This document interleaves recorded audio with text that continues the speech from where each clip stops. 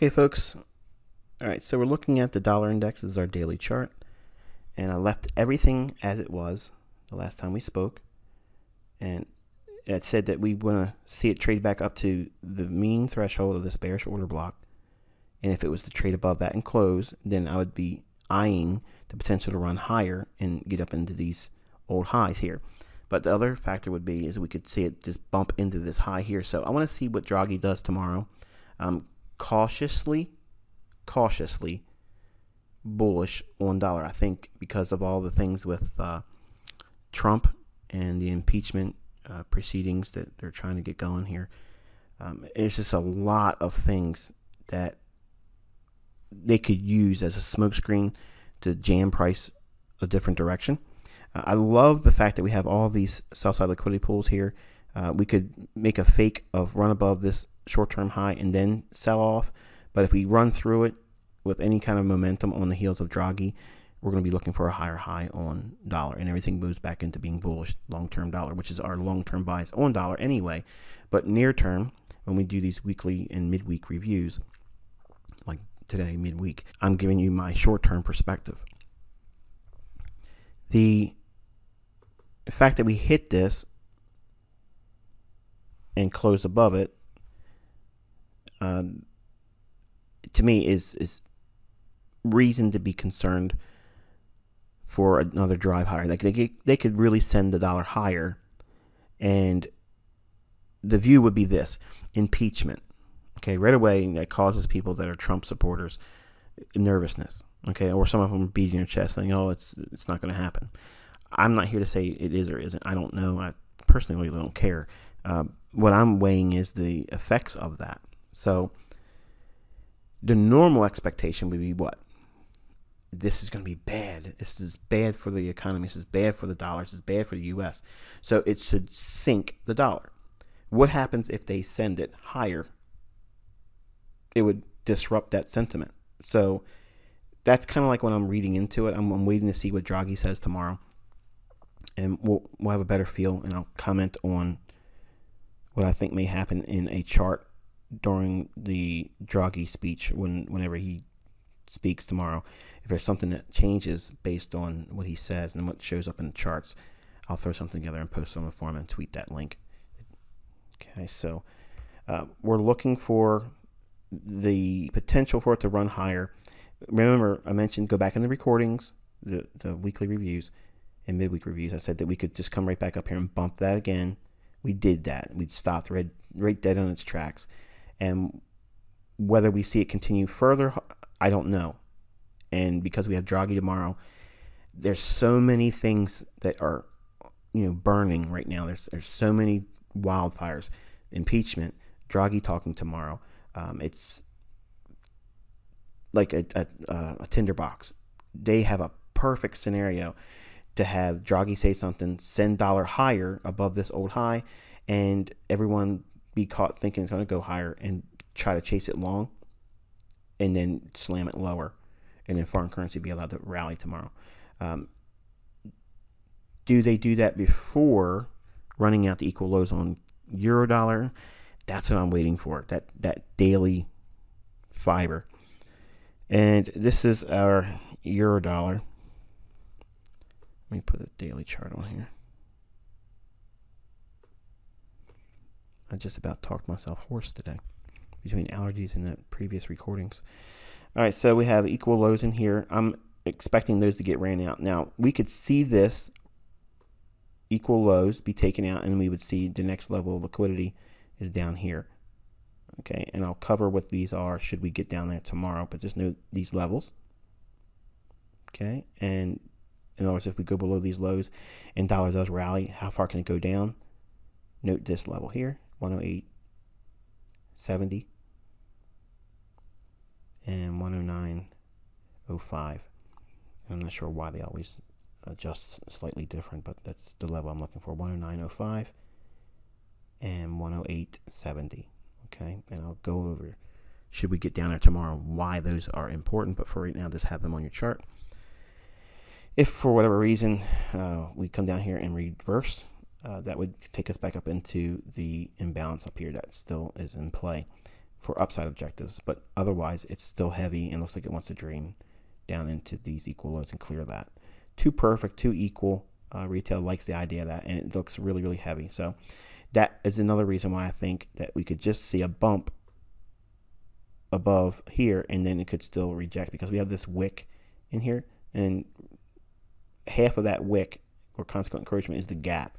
So we could trade to 98.84, 98.85, cap the dollar there, and then if it rejects based on whatever jockey says, and if the reprices based on that, they could send this thing lower on the result of that smoke screen, or vice versa. Draghi could say something, and they use that, and whatever he says would be viewed as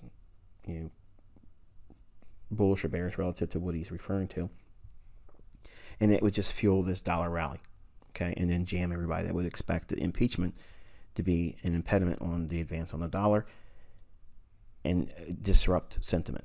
So right now, I'm waiting for Draghi, like any other instance. Really, we're just waiting for what he's going to say, and then the central banks are going to use what he says to reprice and, again, confuse everyone. So that's why I don't care what he says. I'm not ever listening to what he says. I don't ever read into what he says. I don't care. I'm judging what price is doing around these speeches. That's it. I don't look at the FOMC minutes. I don't read any of that kind of stuff when it's released. I don't look at the employment numbers. I don't read any of that stuff. I'm just interpreting the price action around it and the results that form in price action after the event. That's what I'm looking for. That I'm looking for imbalances and runs on liquidity. That's all this is. Okay. So that's all I got for dollar for right now. Euro dollar, again, mentioned we're going to run these equal lows out pretty much, and that'll be the extent of tomorrow's expectation. It's not much of a range to anticipate. It's maybe 40, 50 pips, and it should we expand, and then we get down into here, which would be of a 100 pip range. Cable, I mentioned in the previous recording for tonight, because there's 2 recordings, in case you skipped down real quick and you just looked at the last entry. There's an entry or a video entry that was made prior to this one for the same date, Wednesday, the 25th of September, 2019. A real important video.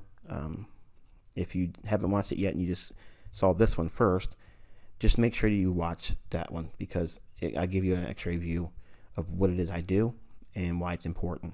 Okay, so, and I'll cover a couple of things like what happens when you get stopped out. So, but in that recording, I scrolled down into the forum and I showed the updated chart from today, where I shared it like 13 hours ago, and because I'm tired, I thought I was showing you the chart that I posted last night, where we didn't have the rundown. Okay, the only line that's missing is this one in that chart, and I'll explain what that level is.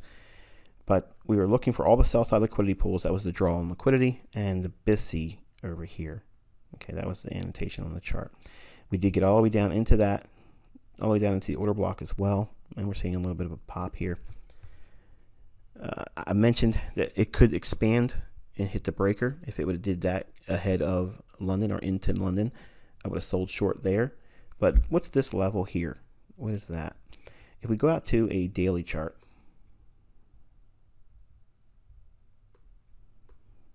okay, this up close, I know it's really busy and it's hard to see it probably, but it's this candle here. The bodies close and the bodies open.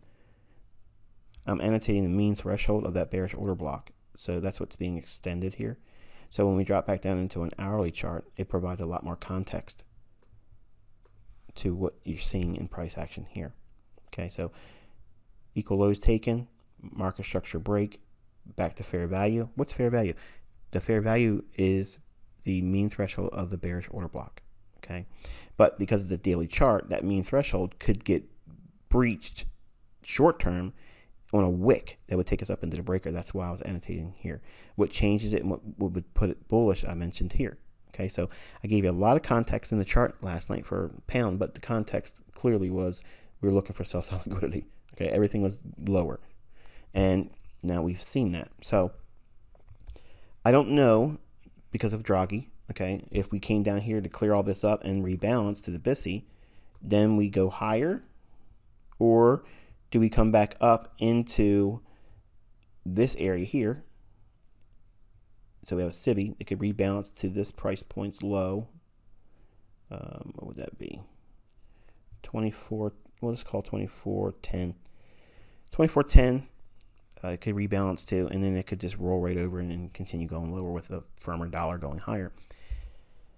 And so basically we're just waiting for Draghi. Okay, I don't want to be ahead of Draghi tomorrow because I don't have confidence that I'll be able to see what the reaction is going to be ahead of his session. I'm going to throw this in real quick. This is the only time I'm ever going to talk about Bitcoin because I got a lot of you guys sending me email. If you planned on sending me an email, okay, about Bitcoin, please don't do that, okay? Because I don't want to cover crypto here.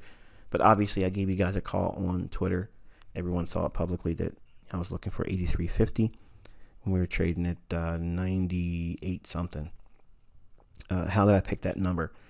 Well, if you looked at price ahead of the rundown, it was trading like that. Wait a minute, right there. Okay, so all of this price action was being supported by this single candle, and look at these two down close candles. That's our bullish order block. Split that in half, you'll basically get you'll get 83.50 or thereabouts, and it's also a closing of this fair value gap, the mean of that. Price came down and collapsed on it. Why did I think I was going to do that? Because I was looking at Ripple XRP, and I gave you the markup on that. So since it had a sell side draw on liquidity and a market maker sell model in it, I was very confident in posting my call on Bitcoin relative to that. Okay, so I know some of you guys that are in crypto like to do alts if Bitcoin's doing something else. I don't know anything about Bitcoin. I just know charts. And like I said in the tweet, it makes sense to me to go to 83.50 when we were up here, and we went there in short fashion. So I think there's a lot of people waiting for me to talk about Bitcoin between you and I. I don't mean to be arrogant, but I feel like if I say anything about Bitcoin, it gets reverberated throughout the crypto community. Like I'm almost convinced of it now. So I don't want to talk too much about it because I don't understand the currency. I don't understand it. So if I see something on Twitter, I'll post it if I feel confident. Otherwise, I'm not going to touch it. So please don't email me about crypto. I don't want to bring that into the mentorship, but I did want to bring it here because a lot of you are coming to me by way of what you're applying through my free stuff into crypto, and you were here to try to learn that. Well, this is just one more evidence that when it's there and I can see it, this is what it would do. But I don't see it enough to justify me trading it. Okay, so there you go. And gold real quick, really nice fair value gap on a daily chart trading up in here. I did not participate in this. This is all hindsight. So just to provide that for transparency, I did not do anything with this. I didn't talk about it in advance. But a nice BISI was rebalanced to a bullish order block. Beautiful here. If we go out to a daily chart, this is something you guys want to study and break down and annotate yourself. Beautiful. Look at that. Single pass down. This candle's low. This candle's high. That's a fair value gap. Okay. Breaker. Here's the old high and the low between it. Down close candle and then the higher high here. I goes right to that. That's a breaker. So even if you don't see the fair value gap, people that use my free tutorial stuff, they would have already seen this as a bearish breaker. They're not going to see the fair value gap. Okay. And that's it. That little move here, that little imbalance in here, that fair value gap from this fair value gap, that could be your model. That could be the very thing that you look for in price action. You don't care about anything else. You don't care about breakers. You don't care about mitigation blocks. You don't care about anything other than fair value gaps. Trading from one fair value gap to another fair value gap. That could be your entire model in a nutshell. That's all you look for. From one imbalance to the next imbalance. Okay. Just as well as you could be a trader trading from run on buy stops above these equal highs here and look for the sell stops below old lows here. So you would sell above this high here, buying them back here. That's your model. When I talk about price action models, okay, or your unique trading model, that's it. Whatever you can say on the back of a business card, that's your plan, that's your business plan. I look to do this. Now, it doesn't make a difference if anybody else understands it. You need to know, you'll understand it basically. So I have lots of models. I have lots of different ways to trade. I'm not trying to push you into any one particular one. You're not limited. When you see these PD arrays, that means specific price points that the signatures are produced in price action. They repeat over and over and over again on all time frames. So just note that you're not learning a specific trading approach here. You're learning institutional order flow, and you will be able to frame your own model from that. Okay, trust me, it doesn't make sense if you're new. It will happen for you. I just can't articulate it in words to really describe what I'm referring to, except for it's part of the process, and then you will see something in charts that I teach that means more to you than other things. And it doesn't diminish the importance of all the other things that you're not interested in. It just means that they resonate with you. Okay, so if this continues to break down lower, and we get a larger rally in the dollar, which would be the mirror image of what you would expect. If this sells off, liquidity resting below here, and then go right to here, fair value gap. Okay, so this would be a fair value gap to a fair value gap. That would be your model. Okay, if we trade back above the fair value gap, it's bullish gold, bearish dollar. Okay, so just be mindful of that tomorrow. And the last bit of business is, again, the dollar CAD. Why was I trading it like I did today? If we got to a daily, and we zoom in. All right, so what is this candle right here? Okay, if we go in and add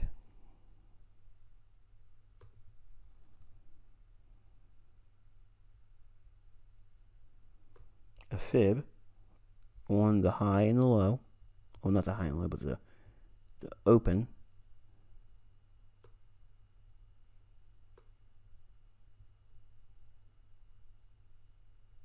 there we are, high to the open. Okay, that's what I'm highlighting here. We drop back into a hourly chart.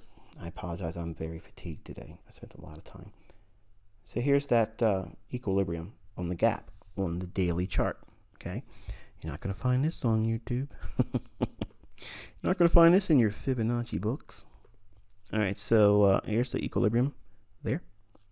And remember, I was looking for price to run up into and run above aggressively 132.85. I want to see a little bit spike higher. Why was I looking for a little bit more of an aggressive run? Look over here. Fair value gap. I wanted to see it trade up into this low right there at 132.91. It's failed to get there. That's fine. Because it stalled, that was the reasons for me to justify going short and then working it lower. And I wanted to get inside, deeper inside of this last down close candle, and I wanted to trade the mean threshold of that bullish order block, because I didn't know for certain that we would get a run below this low here. Now in hindsight, I feel good about what I did, but at the time I didn't know if we would come all the way through this immediately and clear up this imbalance here. So that was the underlying framework of what was not disclosed in the recording and the annotations, but from the higher time frame perspective, it was the gap mean threshold on the daily of this candle here, and that candle is the 23rd of September. And that, folks, is enough for today. Remember, we're waiting for Draghi and whatever fire he starts. That'll give us our context for tomorrow. Until I talk to you tomorrow, I wish you good luck and good trading. All right, folks, we're looking at the dollar CAD. And this is ahead of the crude oil inventories release at 10:30 a.m.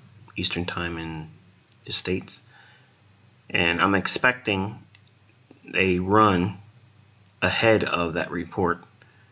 That's why I'm going long here. And I'm looking for a low resistance liquidity run, as taught by one-on-one content in the mentorship. And I'm looking for a run above the 32.85 level. I want to see it more or less expand ahead of the crude oil inventory numbers. If I could get that, that would set up a long-term, or not long-term, but intraday reversal pattern. Now it's stalling in here. Now again, this is all ahead of the 1030 release. So I would have wanted to see it run above 132.85. And the reason why I want that is because it's running liquidity and it's priming traders to chase it long. I'm trading the low resistance liquidity run on the expansion on the upside with every intention of selling short, but I want to capture a bigger move running up ahead of that release. And I'm not getting that. So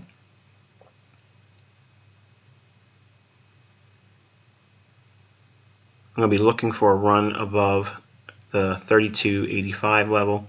It's too shallow in here. So I'm going to look to collapse the trade. Okay, and like I said here, it should have rallied. Now I'm going short. I would have liked to have sold it higher if it ran higher, but it didn't do it. So I'm working with what it's giving me here. And in hindsight, looking at this, this was a really good entry. I just would have been better holding the position with a little bit wider of a stop. I was too aggressive about trailing the stop down too quickly, as you'll see. So I'm looking at the idea of highlighting this as a bread and butter. Now, bread and butter is a minimum 10 pips. Years ago, I taught with a spreadsheet on how to set objectives and weekly objectives and reaching for profit targets. Minimum is 10 pips, and to me that's a bread and butter. Like, you can get 10 pips several times a day if you understand institutional order flow. And what I'm looking for here is the rundown into that sell side liquidity pool. Now, if this was an hourly chart or a 4-hour chart, it'd be a lot more pips, obviously. But again, try not to get so fixated on the fact that it's a 1-minute chart. Focus on reading the tape. Watch what I'm doing and reading the annotations. It may require you to still pause the video, and I apologize, but again, like I mentioned in the previous video, it's almost 5 hours long, so I don't want to spend 4 hours in video production tonight. Alright, and this is a long-term objective on the downside for the daily range, if it can get down there, but if it shows speed. Now, I just got stopped, and I went right back in again immediately. I trailed the stop too tight, and there I am talking about what I'm looking for. And I'm making a sarcasm. I tweeted it. It's an easy setup in humility. Nonetheless, everything's working out. Here I'm looking for price to expand down into that blue shaded area. That's our near-term sell-side liquidity pool. And I want to see price start to expand going lower. Okay, and I want to take profit below there. Initially, I'm waiting to see if there's anything that would indicate a willingness to stall. And because it's dragging and not really expanding lower, I elected to use a higher target, because if it would have been much quicker in its decline and not so back and forth, up and down, but still dropping, I would have expected that lower liquidity pool that I just moved away from to be my target. Now later on in the day, you'll see me go back to that, but right now for intraday swings, it looks like it's probably going to want to bounce in here, and that's my concern and why I was putting my stop loss as tight as I was and then got stopped out. Alright, so what I'm showing you here is a mitigation block. Now the mitigation block is that big down closed candle that I've bracketed out with the 2 red lines.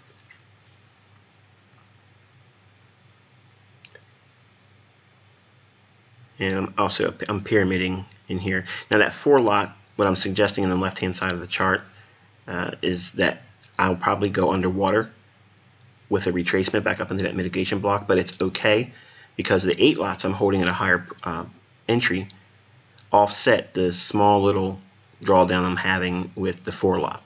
And that's why when I pyramid, I enter with my biggest position first, and then I scale it down as I enter more. Now I'll eventually work this up into 8, 4, 2, and 1, but I'll also add a 6 lot in between the 8 and the 4. And that's what I'm setting up in here. There's that mitigation block. I'm waiting for price to reach up into that. Now, the reason why I'm expecting that mitigation block to be a factor is because we didn't see a lot of big down closed candles and large candles going down. That stalling led me to believe that we would bounce around that 132.71 level. And where's it going to bounce to? Back to an area that's logically designed to create more selling inside that mitigation block. And again, I teach mitigation blocks in Mentorship core content, and I have more to talk about, so if you're unsure about what that is, we cover that. Okay, so we went back up in the mitigation block, and I missed the opportunity because looking at my dog, she had one of my slippers. So you can see we hit down into our target, and now I'm referring back to that mitigation block. I didn't like how we traded down here, and I want you to now focus on the fact that that lower level liquidity pool, in other words, that big dark line down at that 132.63 level, or 62.5, I think we're going to draw down there. So I'm entertaining the breaker, and I want to be buying down that bullish order block with the expectation it's going to expand up into the mitigation block. Now when it gets to the mitigation block, I'm splitting it in half to get the consequent encouragement, and I'm now have a limit order to sell 10 should it trade there. And the take profit is down at the order block in the sell stop liquidity pool. So now I'm waiting. I'm going to try to capture a run when it dips below that sell side liquidity pool, which it did. Now I'm long, and I have a limit order to get out inside the mitigation block, and a waiting limit order to sell short. So I've bracketed the market, and I'm trading the intraday volatility on both sides of the range. Now, why am I thinking it's going to go up there? Because we didn't get a lot of run down in price and speed. So what they're doing is just stalling price to come back up into this area, and that's a perfect entry right there. I wish I would have waited for that one and not used the limit order, but that's okay. It went a little bit more than I wanted to go. That's what I meant by catching some heat, more of the heat than I wanted to. I don't believe it's going to go higher, and all it did was upset the liquidity that's in play short now at the time of this recording, and I want to see expansion going lower. Now, interbank selling took place above that dealing range, so all they did was allowed price to go higher.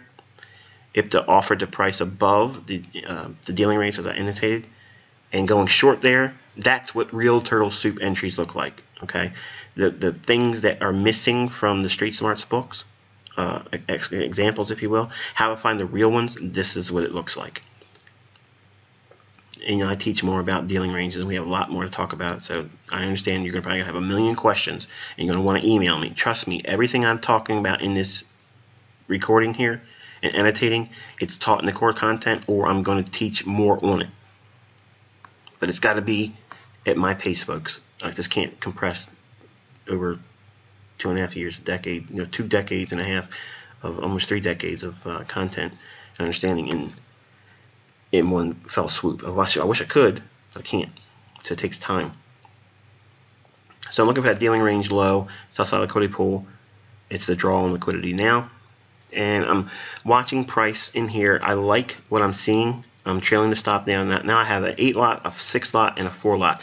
Notice I was able to finesse a 6 lot in between the 8 and the 4 using the mitigation block. That's visibility. Even though I had the initial 4 lot, I was underwater when we had that run back up into 32.82. I didn't mind it because I know what I'm looking for, and the 8 lot was also underwater just a little bit, not by much, but the stop loss wasn't in jeopardy. Now I'm annotating that short-term high here. That's going to take us right back into equilibrium, and they'll run that. Any short traders now with a stop, they have been taken out now. Now there's only one reason for that. They're going to go above that because they're going to take it lower. They don't want anyone in short. Okay, so anyone that got short on the upside, they're getting stopped out, and now they're looking at 1, 2, 3 drives, 3 drives lower. Market structure breaks here. You're going to think that that's a reason to be buying long. It's not. And supply and demand guys are looking down at the low as a drop base rally, and they're going to wait for it to come back down in there as a area of demand, and it's not that either. It's all liquidity. And I annotated and told you that it was going to pause in here. Expect it to pause because IPTA will drive the narrative that it's time to go long. People understand stop runs. Okay, they understand it. So the 3 drives lower into that old low that's annotated with a bullish order block, people that think they understand order blocks are going long there too. And they're wrong. They're all wrong. The market is being held in a pause here to get everybody thinking, okay, it's going to pop higher. It's going to go higher. It's going to slowly grind lower. And that's what happens when you get those moves where you're in a trade. It doesn't run quickly for your stop. It just drifts towards it, eventually squeezing you out. And that's what's occurring here. I annotated that before it happened. And those equal lows over there, you might want to rewind that and pause the video and look at it again. I'm annotating the equal lows that occurred right before that spike down into 132.62. So the liquidity below the market is what we're focusing on. I'm removing all of the other things on the chart, so I want your focus there. What I'm looking for is price to trade back up into that bearish order block, and there is a SIBI there. You see that? One single candle. I'm waiting for price to trade back up into that, and if I can, I'll add one more short. And it'll be one lot because I went from 10 to 8 to 6 to 4 and then now 2, so the next add has to be only 1. Now I got interested here thinking, okay, well, it may not go up into that, but we have to cover the spread. So even though it touched where my limit order rests, it needs to go below that to get it. So now since we went back up into that bearish order block, I added one more, and now I feel confident because it did that, it wants to go lower. So now we have 1, 2, 3, 4 drives lower, and what remains? That old low at 132.62.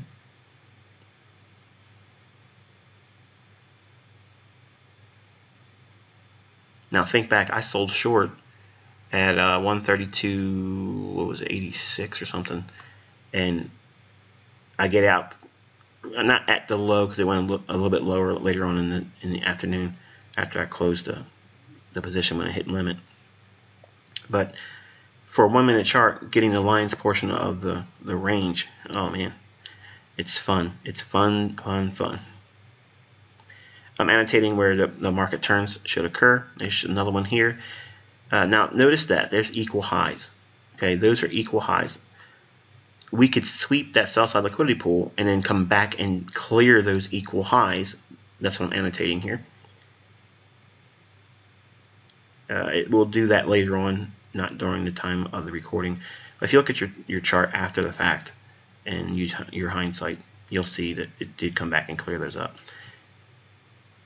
And there should be one more return in here where it's a sell. So these are all be turning points, and I'm using the bearish order block. I'm expecting it to trade up into there, and it doesn't get there. It just falls short of it and just rolls over. Now again, my stop is further away this time. I'm not choking it like I did with the first position, and I was able to rebuild a large trade or position and build in a larger short over time using institutional order flow.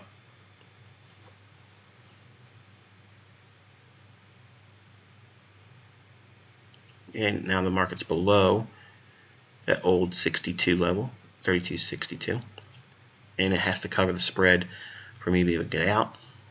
And I just annotated in the little area where a stop would be ran. Now why did I pick that one? Is because it's a short-term high right just above the old low, and everyone will trail their stop loss there because they thought that the support at 132.60 is broken, so now trail their stop loss tight. No, that's another sell right there. So if this was a larger time frame, like an hourly or 4 hour, you could be a seller there and expand lower. So here's 10 pips below that. I'm annotating that so you guys can see. And here's our rundown into it. And here's the targets.